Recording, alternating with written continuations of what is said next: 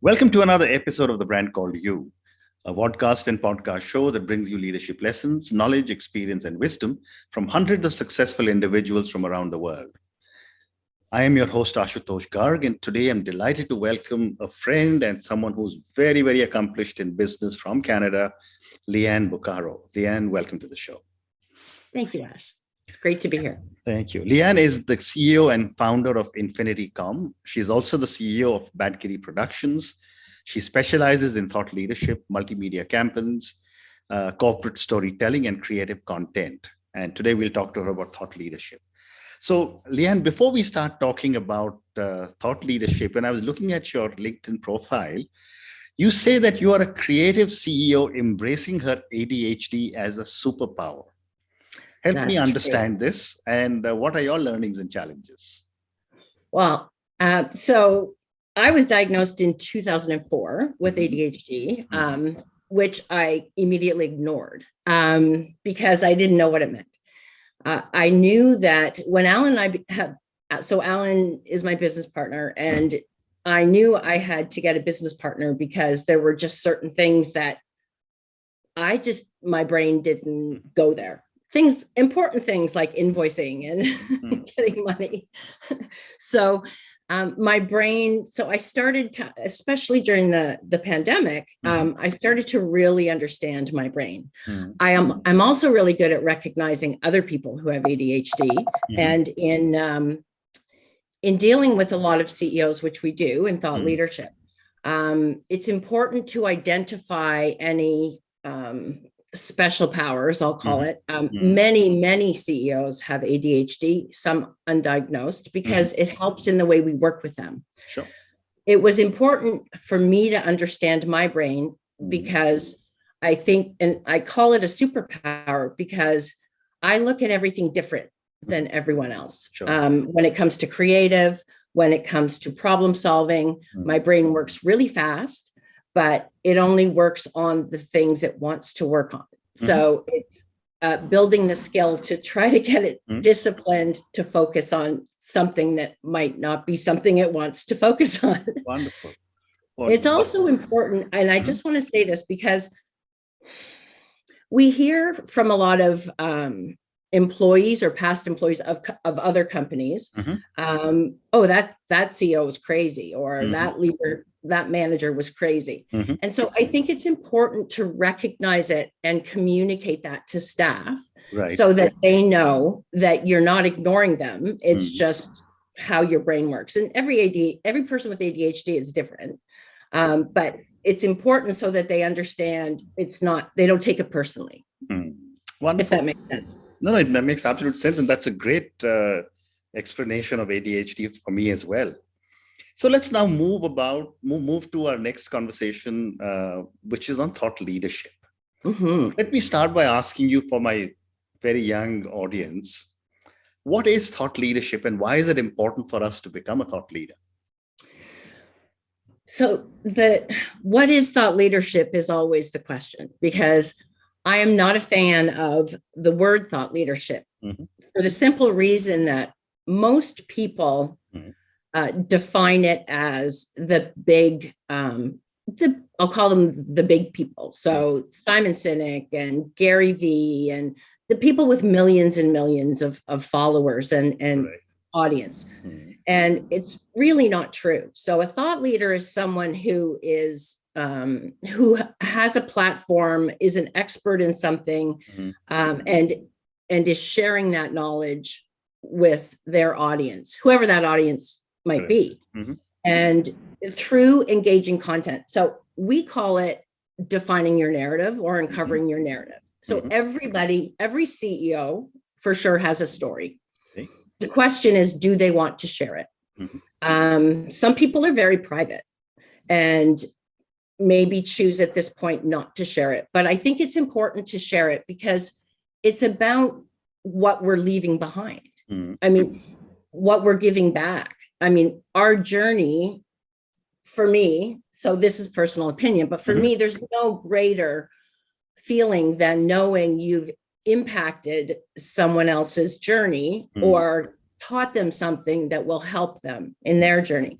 So And there's so many interesting stories. I mean, when we think about, if you think about the CEOs that you've interviewed over the years, almost 1,000, and all of their stories, if they had all been doing thought leadership and communicating that regularly, whatever their platform, their narrative is, think of all of the learning. I mean, you scratch the surface for sure with this, with the brand called you.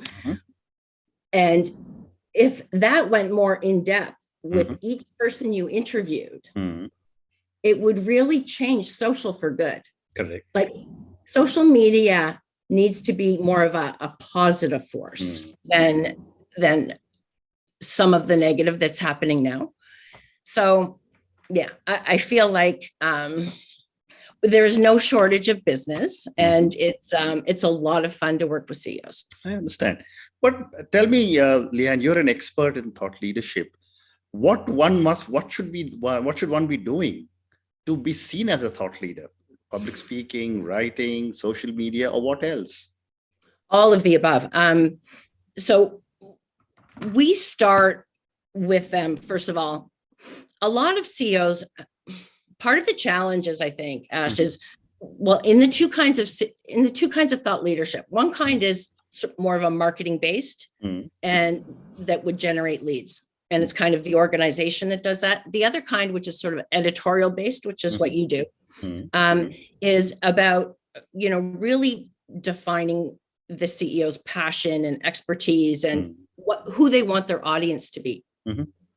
And then we help them build content, or if they're doing it on their own, just get a bunch of content. And we start with video. And then from that, we do blogs.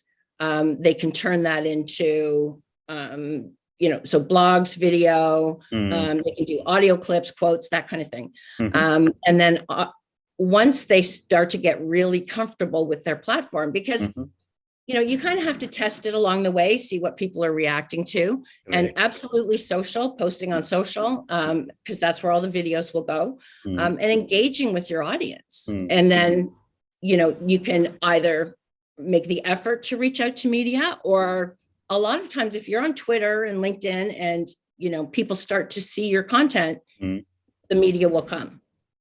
Or you can reach out to them. I mean, part of my background is media and PR, so it's probably easy for her to say, but it's true. I mean, if you're being bold and you're very convincing in your convictions and in what you're saying, and you're doing it to help, you're doing it for good, then the media will come when there's an opportunity for a story, I believe.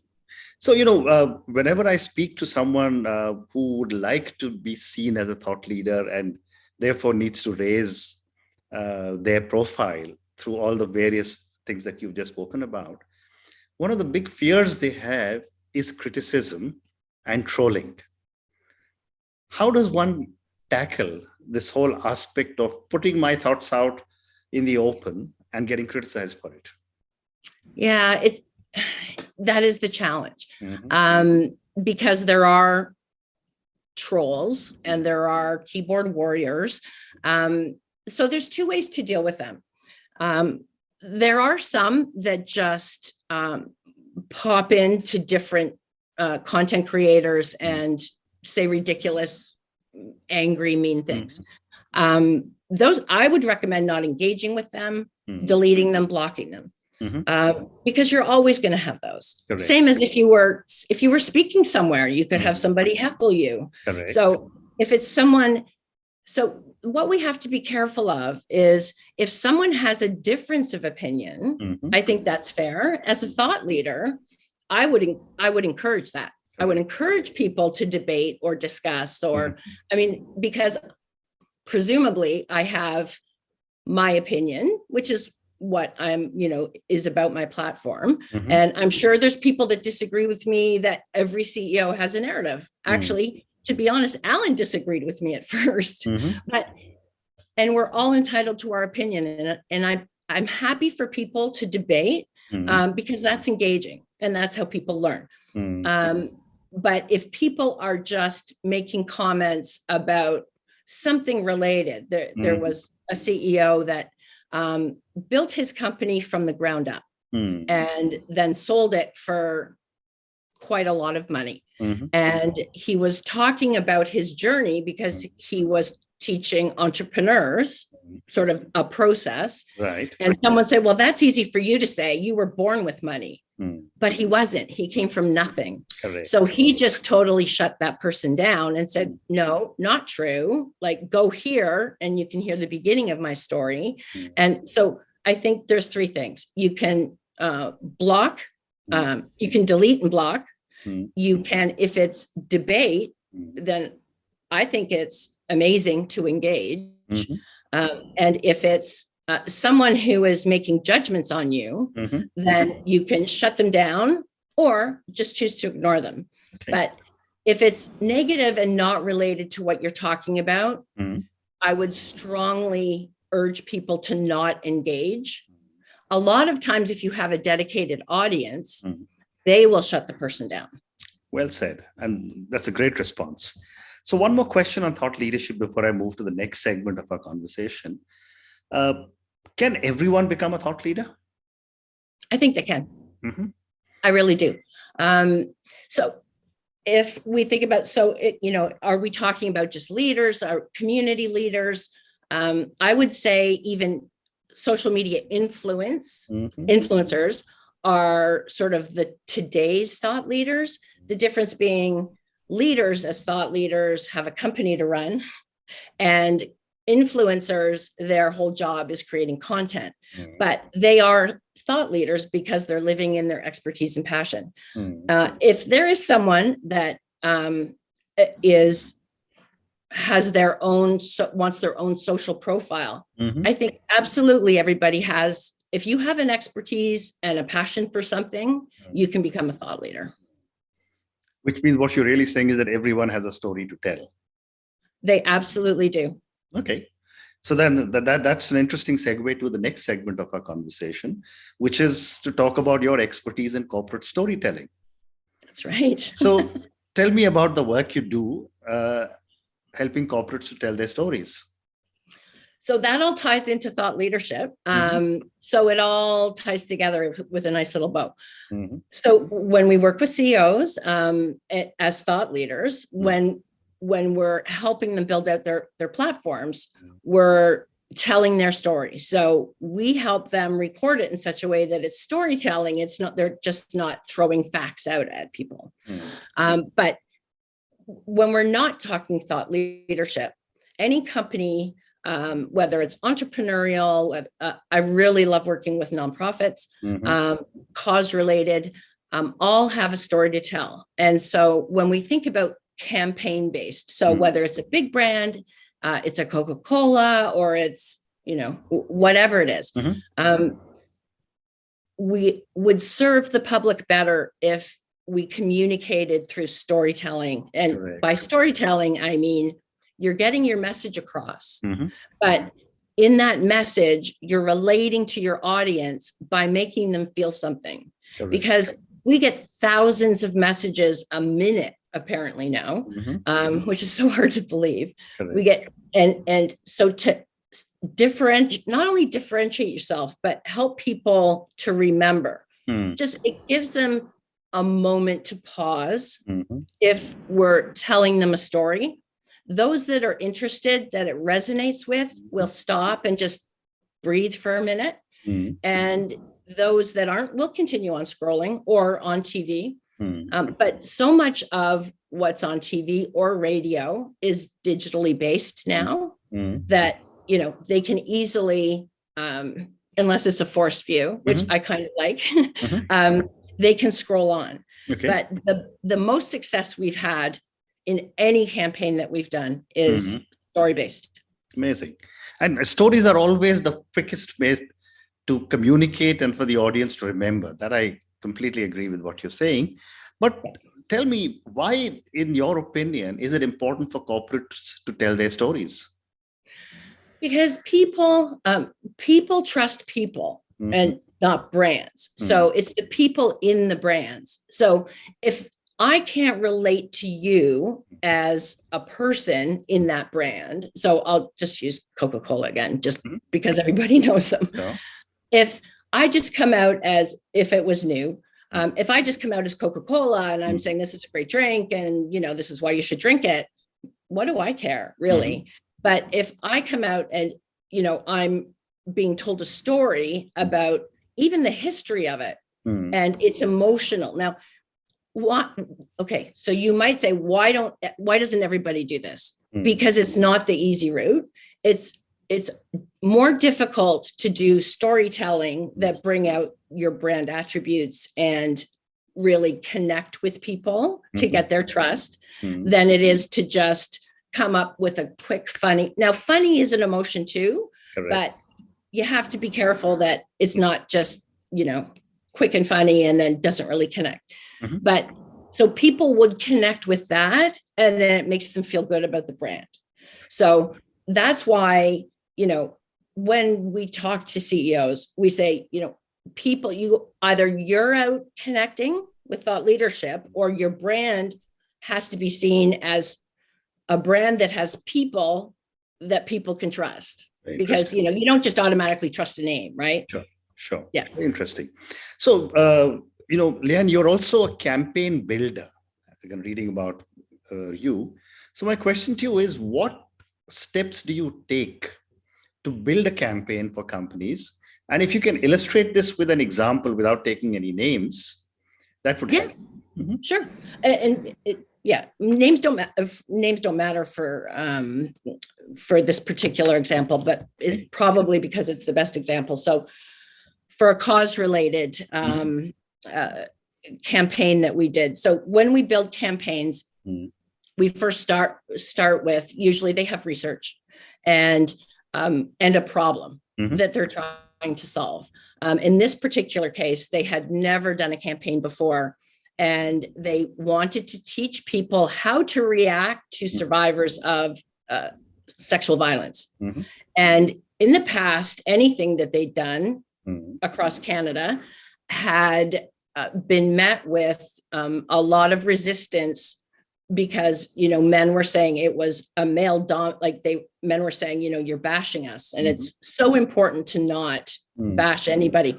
So we started there, and they wanted to reach everyone, which people often say. And so we think about, okay, so who is the first target? Who's the second target? That helps us to decide what the media is going to be. Is it only going to be digital? Is it going to be TV and radio and digital? So you start to build on, and the messages have to be specific for that medium. And then as you, depending on the budget, as you build over the years, you can start to include the nice to have. So by the end of that campaign, which was very positive and probably the most successful campaign we've ever done, which was I Believe You, which was teaching people how to respond to survivors of sexual violence, is by the last year, which was a 5-year campaign, they had so much response that they had to set up a hotline for people to call, because they couldn't handle all of the people calling in. And we were in movie theaters. So we'd gone from just PSA TV, a little bit of radio and digital, to poster campaigns and full TV, full radio, movie theaters. Like it was huge. And it builds a campaign that people can believe in, builds community. And just that we would have people calling us to say, I'd really like to be involved in that campaign. So can we give you some free media? And I'd be like, yeah. Wonderful. So campaign builder is really, now that may not happen with something that's not cause related, but it is building who your primary, secondary audience is and how they consume their content. Very interesting. So, Leanne, I have time for 2 more questions. Okay. I'm trying to figure out what to ask you, but my next question to you is, what is the role of strong leadership and culture in developing a good corporate story? Because if leadership are not behind it, then it's very difficult for PR or marketing or a corporate storyteller to be able to implement that. So leadership and the CEO have to be behind, and I would say even it has to almost be part of the culture. The other thing that that the leadership are responsible for, and why corporate storytelling is good for leadership, is because it cultivates a positive culture. Because people want to feel a part of something. So if people don't know about a company and no one knows about it, and they're not telling the story of how it started and why it's important, then especially with Generation Z coming up, they want to be a part of something. They get invested in a lot of things. And so it creates positive cultures. It builds trust with audience and customers. And it helps people trust leadership. So it's a win-win, really. And I don't want to put too much on the corporate storytelling, because there's a lot of companies that don't, and that's fine. But I just want people to think about, how do we get a little bit of investment of time from people who are dealing with so much information coming at them. Fascinating. And Leanne, my last question to you is now on, the whole world is talking of ESG, sustainability, diversity, equity, inclusion. How important are all these as a part of a good corporate story? Yeah, so I think that it's always important, always important.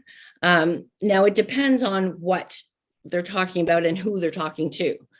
So it is maybe not the main message if a company is talking to Gen X, but definitely millennials and Gen Z are absolutely, they want to know, what's your give back? What am I getting involved in?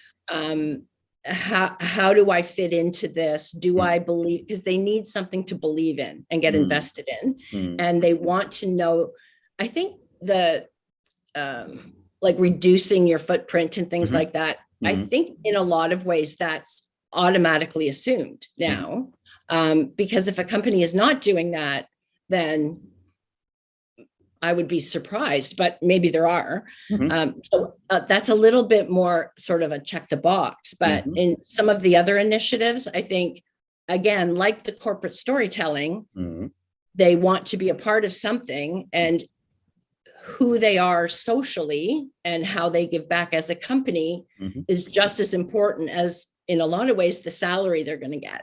So in that way, I think it's very important, because millennials and Gen Z want to be with a company that they can be proud of.